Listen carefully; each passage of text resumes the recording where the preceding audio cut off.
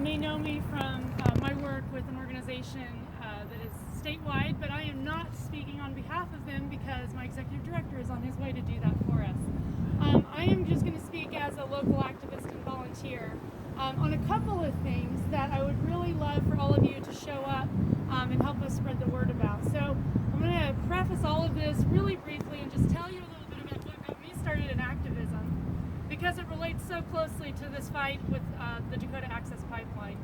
So, as you all know, climate change is the moral issue of our time. It is the issue that will impact everyone, no matter your socioeconomic class, no matter your ethnicity. Climate is going to change and shape the future of our planet, and it will impact each and every person who lives on it. And I became very aware of this a few years ago. I had started off, I have a geology degree, bachelor's and master's, and I taught for 5 years, and then I went into corporate America for 2 years thinking I could make enough money to move west and actually do something that I really loved. Well, after I went out west and visited, and then I ended up getting trained with the Climate Reality program, which is Al Gore's project. I decided that I could no longer just sit on my hind end and just do activism when it was convenient. So I started looking for jobs and opportunities to do this full time. And I was so incredibly lucky to find work doing this. And I absolutely love it, and I would never change what I do and go back to the old way. But climate change has been my life's work now for about a decade, I guess. Oh, that makes me feel old. Anyway, I know people have been working on it a lot longer than that. But I have 3 beautiful daughters, and I feel that if I don't spend pretty much every waking moment doing something to help better this planet for them, then I'm not doing my due diligence as a mom. And so I volunteer with a couple of wonderful organizations here, including some that are right here represented. I try and help the IFA when I can. I work for the Hoosier Environmental Council. But one that's really near and dear to my heart is Earth Charter Indiana, and their work with Youth Power Indiana. That is their project that is youth-led, and they are fighting climate change on the front lines in communities all across the state. And so their work is really inspiring. In fact, they just got a climate recovery resolution passed in Indianapolis out of the City County Council. They also helped work and shape the resolution that was passed in Carmel, and they're looking for opportunities for this all across the state. So, because of that work, I have organized a fundraiser with some help of amazing musician friends. And this is happening on Earth Hour. If you're not familiar with Earth Hour, it is March 25th. It is basically an hour where they encourage everyone across the globe to shut down electricity for 1 hour.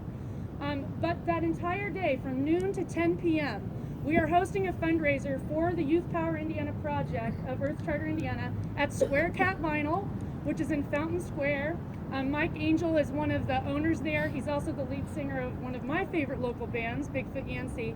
And he, along with some other musicians, Danny McPheron, Jeff Kelly, Joshua Grant, and then an artist, Megan Alice Hart, they're all helping me put on this wonderful event. And so I would encourage you, it's out on Facebook, look for it. It's called Voices Up, Power Down for Climate. Please come out. It is a fundraiser. We need everyone to know about this event, and we need people to show up and help these youth continue their work and help Earth Charter Indiana continue their work. The other event I want to talk about is, did anyone here participate in the People's Climate March in New York City a few years ago? Does anyone know about the People's Climate March that happened in New York City a few years ago? Okay, all right, so the People's Climate Movement is a movement that is basically composed of anyone concerned about climate change.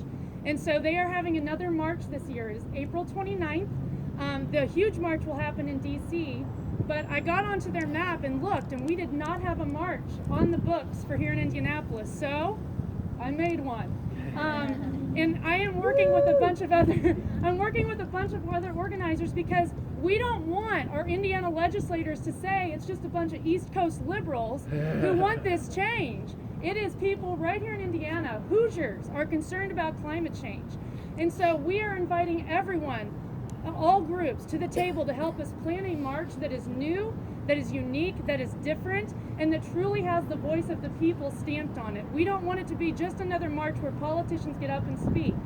Not that there aren't great politicians, But we want this to be where we see people from maybe various backgrounds come in and really lend their voice to this movement here in Indiana, because that's not always expected. So that again is April 29th, and we are going to start at the Memorial Plaza, so the War Memorial, at 11 a.m. on April 29th, and we will march to the Pan Am Plaza, which is where Indy Veg Fest is happening that very same day. So these are two events I would love for you to put on your calendar. March 25th, April 29th, show up, and if you want to find out more ways to be involved, like I said, my Executive Director, Jesse Carbon, will be here to speak to you about that here in a little bit, but I can also talk to you about more ways to be involved and be a volunteer with all kinds of organizations. So thank you guys for showing up. Thank you.